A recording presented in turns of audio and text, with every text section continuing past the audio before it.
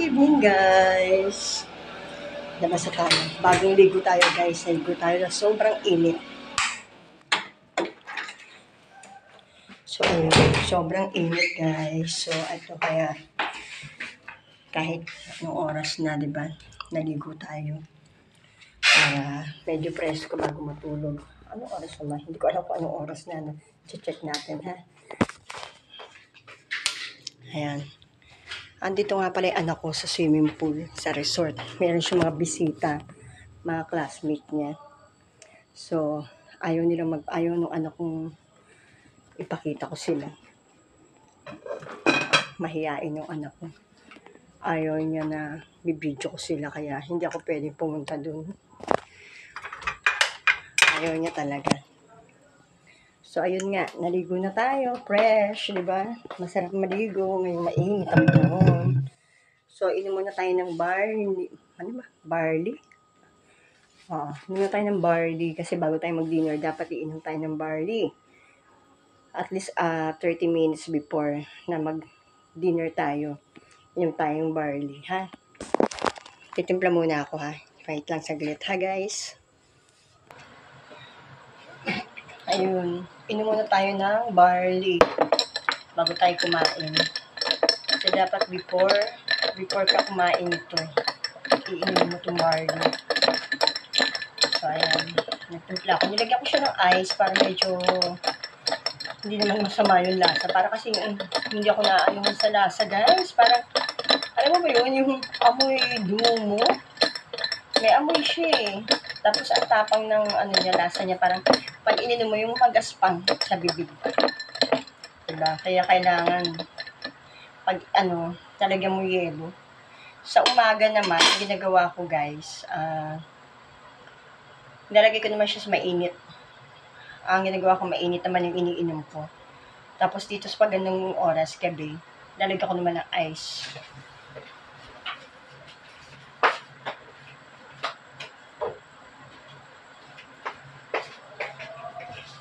Kasi pag walang ice, guys, halos hindi ko mainom. Lunok, na lang, di ba tawag na yung pigil, hininga na lang yung pag-inom mo dire-diretso.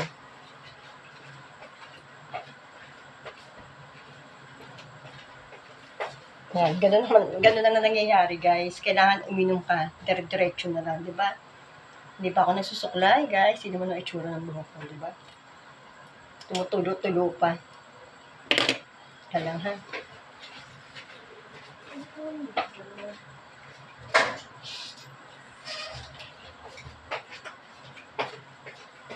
Ayan. Basa pa yung buhok natin, ito nakakapagsuklay. So, kailangan natin uminom nito. Inumin muna natin siya, bahala na. Pag pigil, alam ba yung dire-diretso, wag mong lalasahan.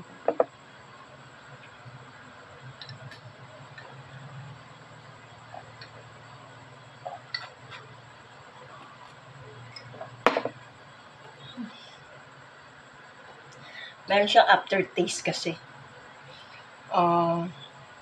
Parang may iwas sa bibig mo talaga. Malalasahan mo. Kaya kailangan malamig kasi pag walang yelo, yung tubig lang na malamig, parang lasang-lasa ko talaga. Tapos sa umaga, mainit naman ang kinakano ko, ginagawa ko yung tea. Tapos sa gabi, ganito, malamig. Diba? Ang hirap. Kaya ganyan na ginagawa ko, guys. Dapat before na kumain ka, iinom ka, 30 minutes before, iinom ka niyan.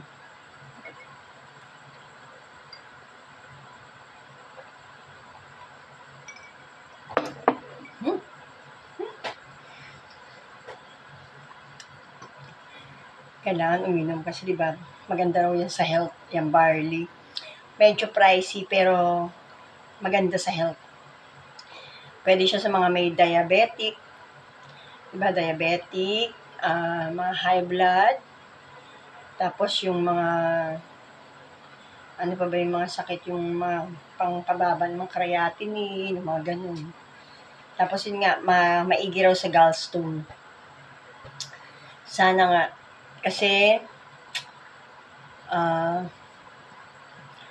Siguro pag after nito, kasi babalik ulit ako sa doktor after 2 months nung na-hospital ako. Na-hospital ako is, April 30. April 30, tapos, may 31 ba? April 30 lang. Tapos 30, ng pamadaling araw na eh. Tapos, ayun, 2, 1, 2, parang ados. So, dapat, ayun, May 2, nakaisang, June 2, isang buwan na. June, July 2, pangalawang buwan. Magpapa-test ulit ako. So, magpapakuha ulit ako ng ultrasound. Tapos, magpapa-laboratory test ulit ako para tapos public ako sa doktor ngayon. Kung walang nangyari dun sa walang nagbago, 2.0 kasi yung bato, yung gallstone, yung bato sa abdo, 2.0. So, pag walang nangyari, ayun na, operation na talaga ang kailangan ko. So, paghahandaan ko yun. Hindi ko nga alam kung pa-opera ko na, huwag ko nang hintayin ng 2 months. Kasi baka, di ba, nakakaramdam-ramdam na ako ng something na sa tagiliran. Hihintayin ko pa bang lumala or patanggal ko na. Isa yan sa pinag-iisipan ko talaga, guys. Na medyo lutang tayo ngayon.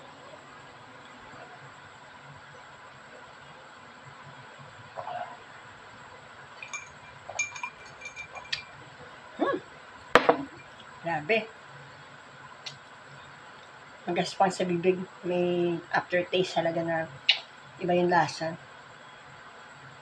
Pero kailangan talaga nating inumin. Sundin yung anak ko. Kasi yung anak kong bumili niyan. Sabi niya magandang araw niya sa health. So sige, gawin natin. Kesa hindi na ako nagkakape eh. Dati, nagkakape ako. Ngayon, pinipigilan ko ng magkape. As in, pigil na ako magkape. Dati kahit isang beses sa umaga nagkakape ako eh. Dati, kung magkape ako, 3, 2, 3 beses, 2 beses sa isang araw. Ngayon, hindi na muna.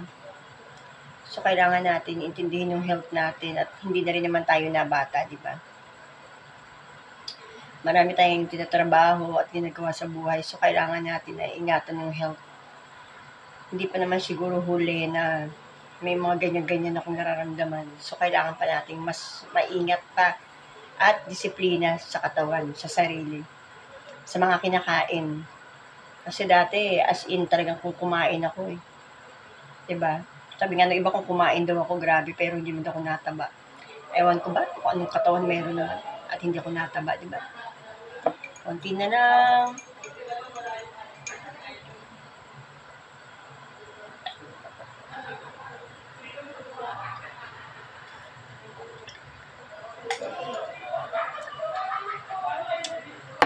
So, ayun. Ay, naubos ko din. Grabe, naubos ko. So, maya-maya, kakain na ako. Nagluto yung asawa ko kaninang tanghali. Siya nagluto nitong sarsyado. Sarsyadong baboy. Liempo ginamit namin. Ayan o. Sarsyado. May kamati, sibuyas, diba? Kamati, sibuyas na, ayan. Yan ang ulamin ko. Hindi ko kukunin yung taba, tsaka yung mantika. Kasi bawal nga sa akin yun eh. Diba, guys? Ay, nako, mahirap pag may mga sakit-sakit. Kahit ang dami ng bawal. Hindi nga ako sinusumpong ng asthma, ayan naman. Hindi talaga maiwasan. Kaya, disiplina sa pagkain. Disiplina sa mga kinakain, sa mga ginagawa sa buhay, lifestyle, di ba? Kailangan maging tayo, aware din naman tayo sa mga kinakain natin na alam natin hindi maganda sa health. Kaya, ayun. Medyo nagkakatuwaan yung mga bata doon sa likod. Yung anak ko, tsaka yung mga classmate niya. Kakatuwaan sila, naririnig ko. Naririnig nyo ba? Medyo nagsisigaw-sigawan, nagkatawanan.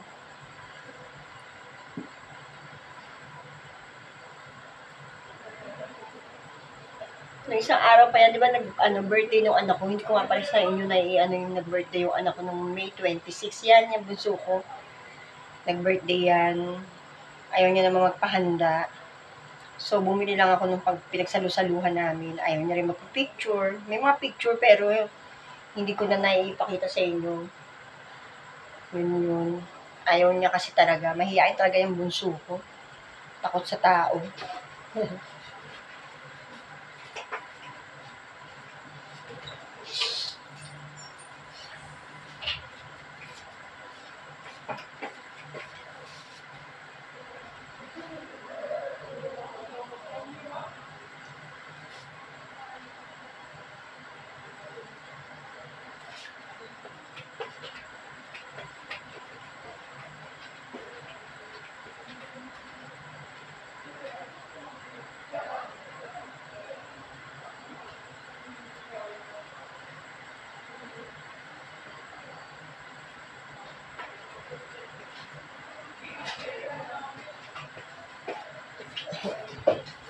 Ayun.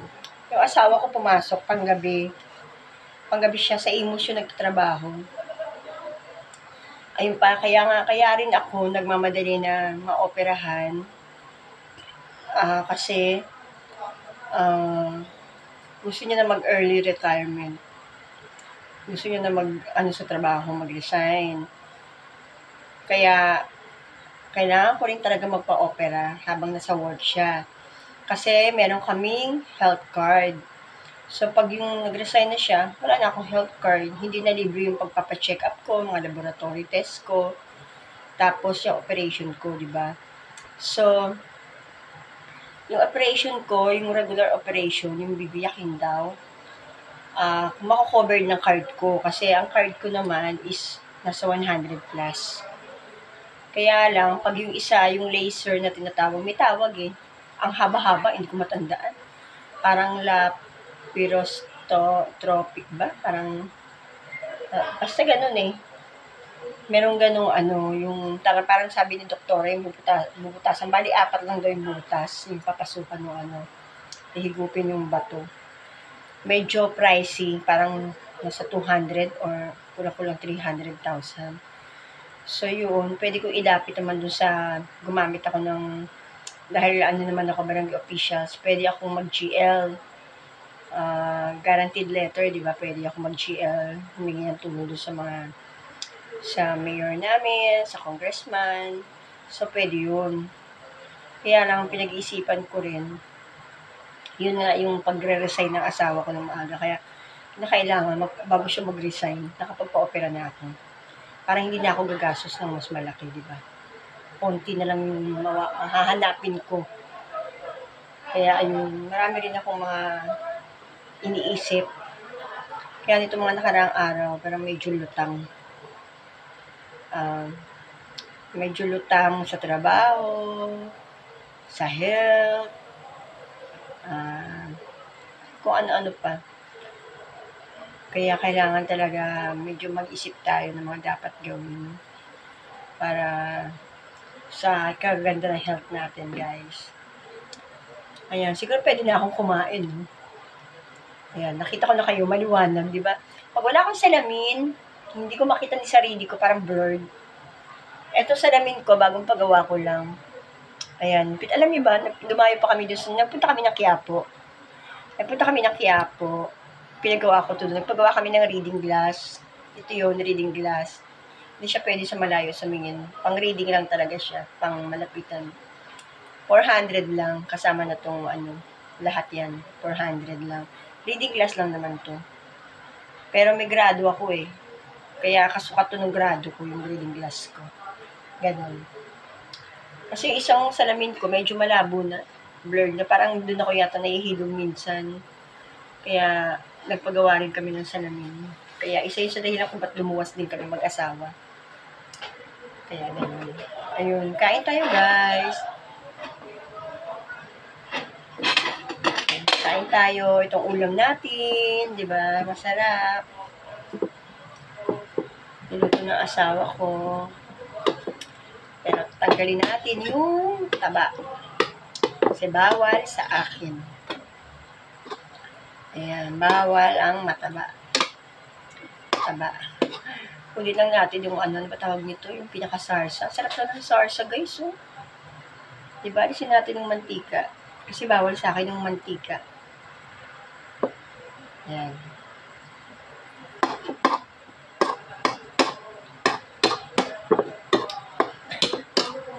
So, ayan. Kain muna tayo, guys, ha?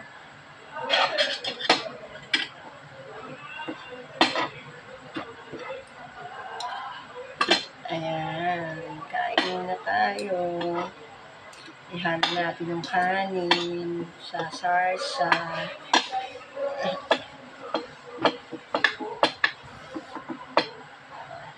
Diba?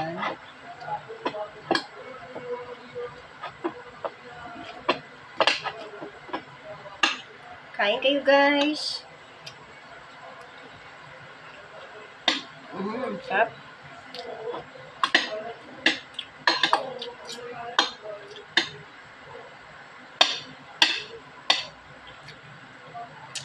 Sarap.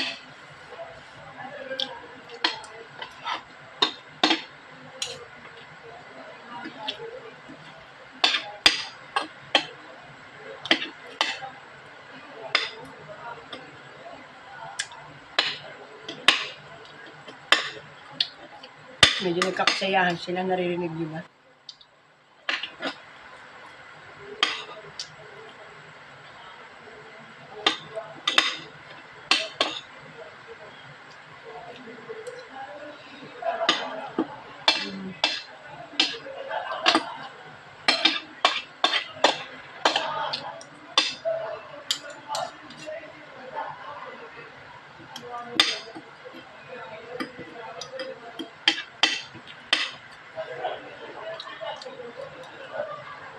Sarap.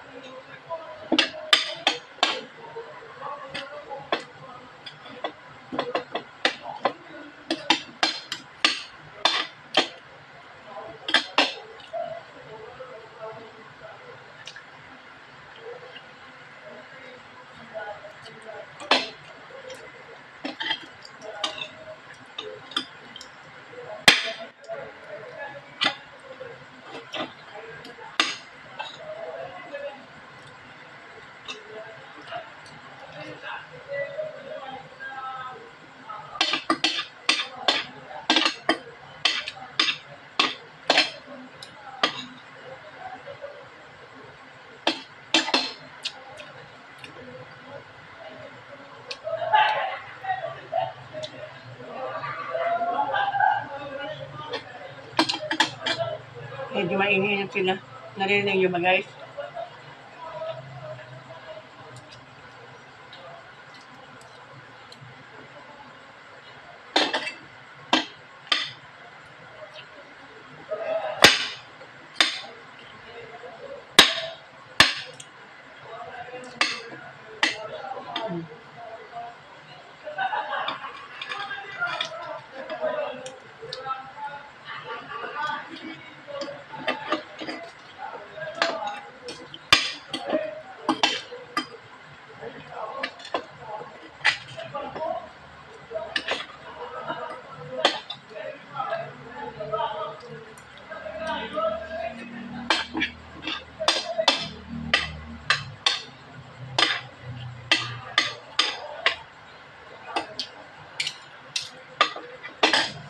Sarap.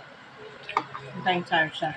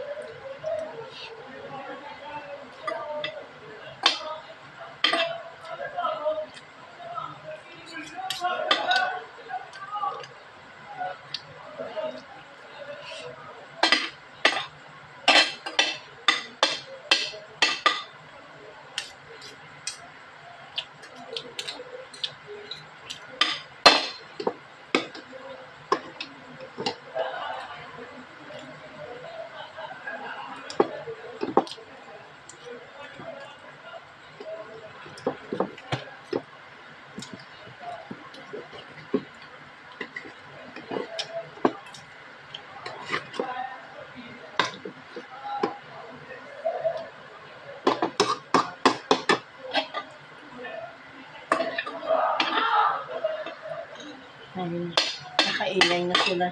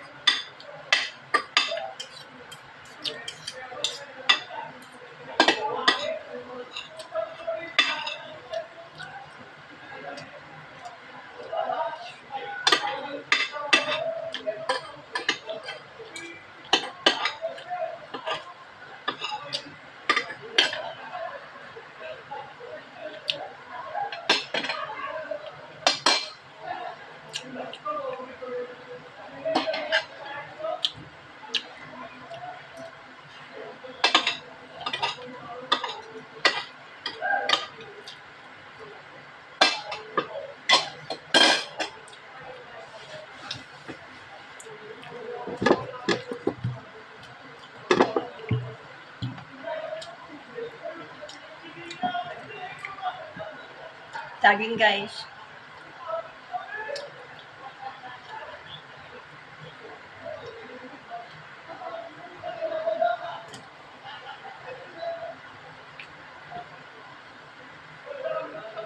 Kami sa saging.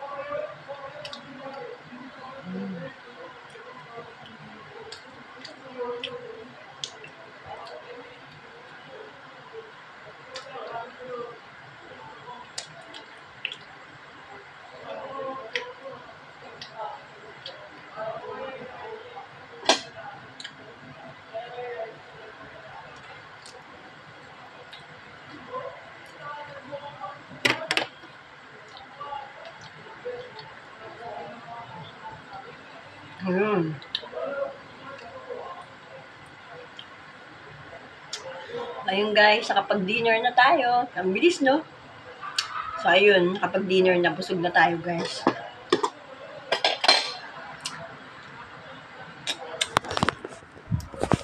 Ayan. Thank you for watching, guys.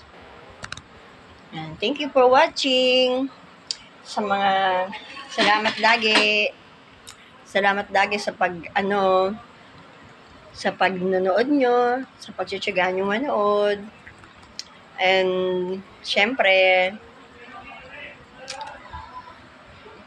kahit pa paano na meron ako napapaghingahan ng mga nilalaman ng dibdib ko. 'Di ba? Tapos na-share ko sa inyo yung mga nagaganap sa buhay ko, gano'n, 'di ba? May mga kaganapang gano'n. Kaya ayun guys, thank you for watching. Please subscribe. Bye-bye.